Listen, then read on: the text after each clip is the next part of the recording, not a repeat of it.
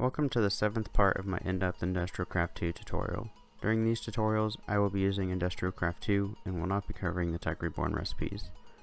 This video isn't so much going to explain a single machine or process, but just explain something I forgot to mention earlier, and that's the different tiers of power in IC2. Let's start with low voltage. This voltage is best paired with a tin cable, though you can use copper if you have it to spare. This tier can only send 32 EU per tick or less. Most machines will accept this voltage, and you can store it in any storage machine. Next up is medium voltage, which is best paired with copper insulated cables. It can send up to 128 EU per tick, and will also send LV currents.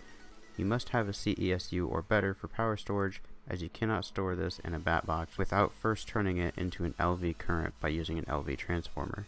To use the transformer, you send the higher signal into the side with 5 holes, the sides with 1 hole will output the lower current. On to tier 3 we have high voltage, which is best used with insulated gold cables. This voltage will serve up to 512 EU per tick, and you can store it in MFSU.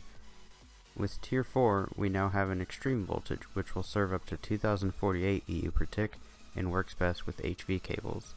The storage block for this tier is an MFSU, anything less will explode without a transformer.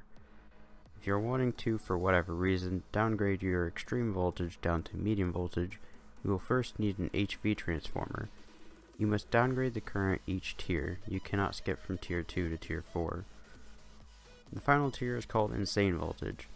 This current is anything higher than extreme, but it caps at 8,192 EU per tick. The highest cable for this use is the glass fiber cable, which has a max transfer rate of 8,192 EU per tick.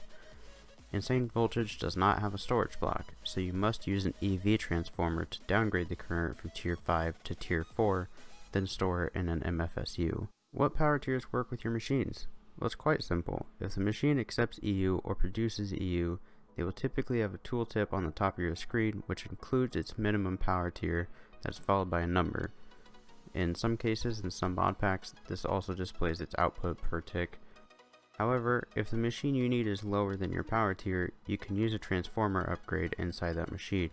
Just remember, one upgrade will upgrade the machine's power tier by 1, meaning if you have a tier 1 machine but need to use tier 3 power, you will need 2 upgrades in that machine.